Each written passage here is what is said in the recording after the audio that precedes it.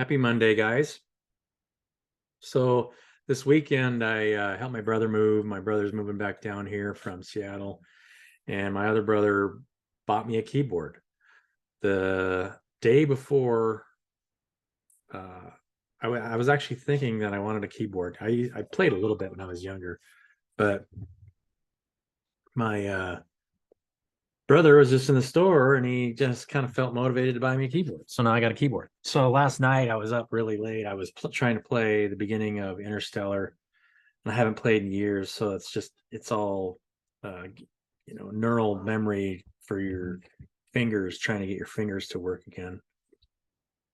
But this weekend, woke up thinking a lot about, a very popular, uh, historical figure. And I was thinking about maybe telling you the story of him kind of through the eyes of maybe an intuitive empath, right?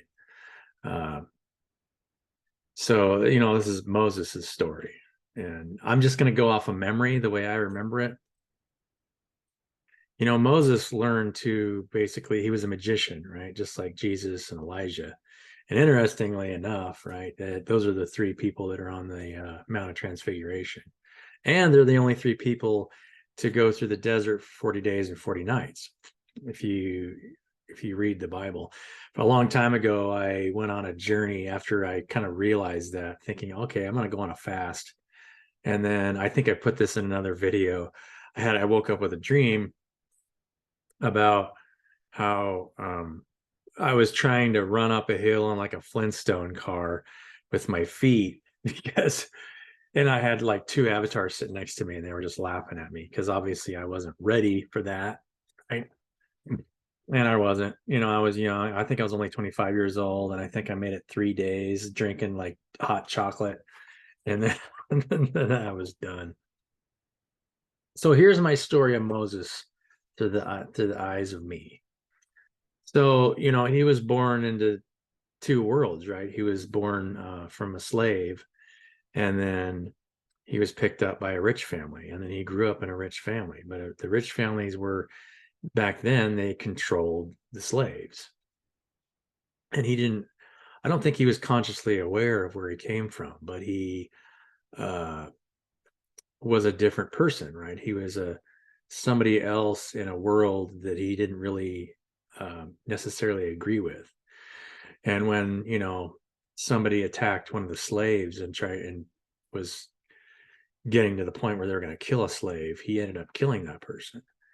And he ran away. I mean, he was going to get killed if he did that. So, and then he found the burning bush. And when he went through the burning bush to me is really interesting because it's like a consuming fire that is constantly consuming something that cannot die, which is kind of our story, right? If you're constantly getting consumed, but you're a consciousness and you're an awareness that you can't die. So you're constantly being consumed. So this I am presence is in a burning bush. The constant consuming of you, but you're always there. There's always this living thing.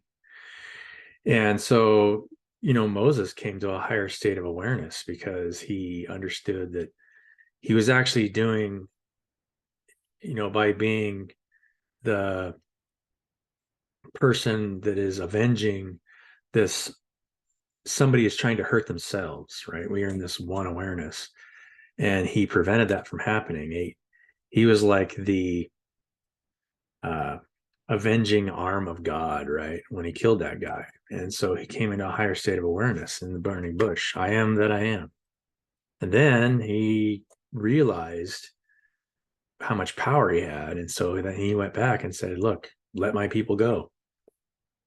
And then we have the story of the plagues where, Moses just, every time the Pharaoh didn't, listen to him, it's like, okay, put his rod down. And then it's like, you can take this as far as you want to take it, but we are all one here, right? You can harm people and you can put them in slavery for as long as you want, but we're all one here. It's time to leave.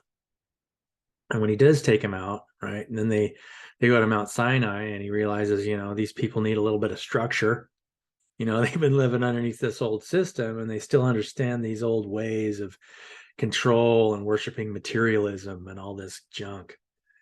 And so he goes to get, God's law, and he's destroyed. I think that I remember seeing this verse somewhere in the Bible, and I haven't read this in years, but he looks at himself face to face, and he's destroyed. So he's not really Moses anymore. He's somebody else. He's the larger version of himself. He's the macro version. But he kind of falls into the little version when he comes down off the mountain, right? And sees that they're just worshiping materialism. I mean, here we are.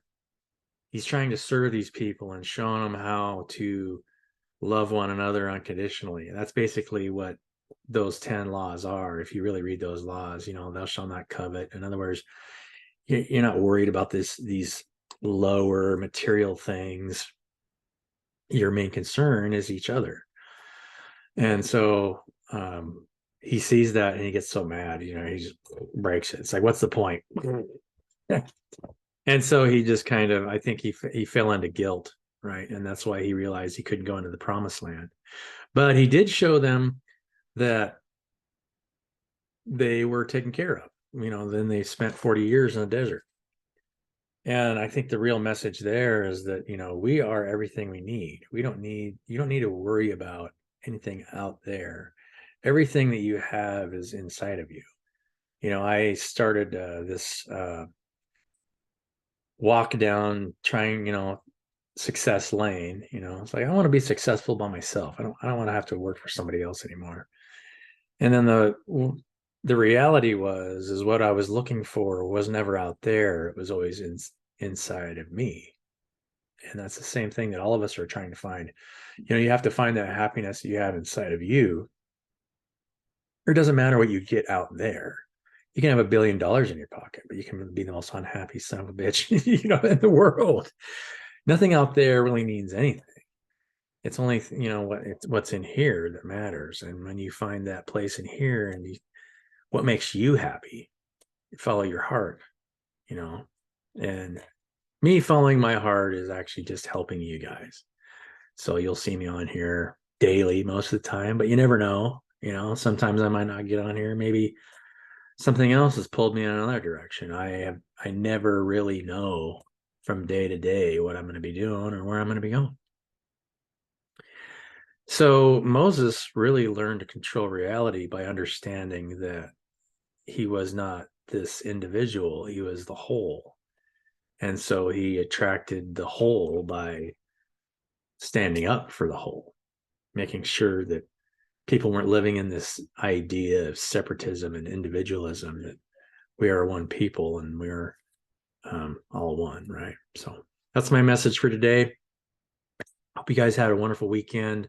It's a new spring. It's a new start to the year. If you'd like to support this channel, like, subscribe. There's a donate link if you'd like to donate.